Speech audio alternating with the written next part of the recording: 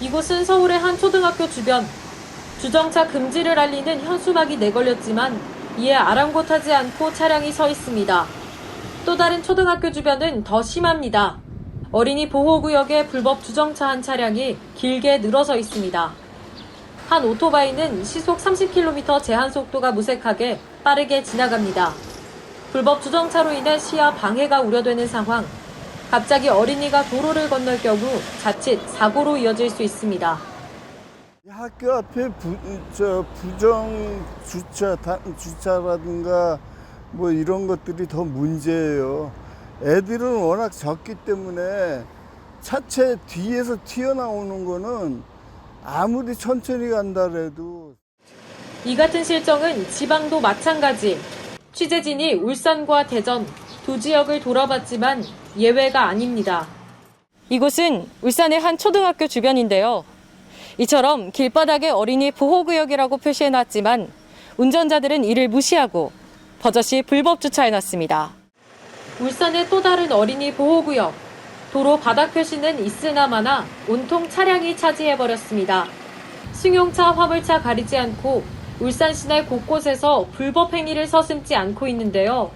불법 주정차한 차량 사이로 어린이가 위험스럽게 지나가는 모습도 보입니다.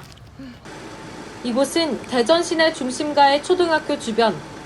이곳 역시 어린이 보호구역에 불법 주정차한 차량을 쉽게 볼 수 있습니다. 더 큰 문제는 학교 바로 옆 어린이 보호구역. 도로 바닥과 인도 터기까지 표시해놨지만 운전자들이 이를 무시한 채 차를 대놨습니다.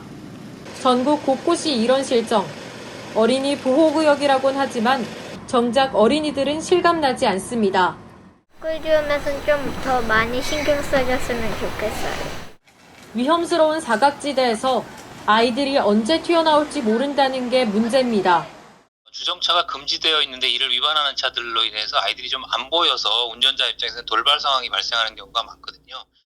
지난 3년간 주정차 차량의 영향으로 어린이 보호구역에서 발생한 교통사고는 서울에서만 70건이나 됩니다. 전문가들은 어린이들에 대한 안전교육이 필요하다고 말합니다.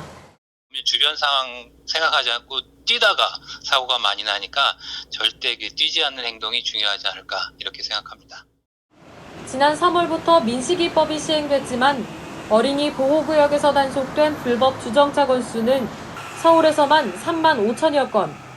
단속 따로, 운전자 따로인 셈입니다. 단속이 조금 심해졌다고 하는데도 사람들이 그거에 대한 심각성을 아직 인지를 못하는 것 같아서 좀 법을 제대로 강화했으면 좋겠어요.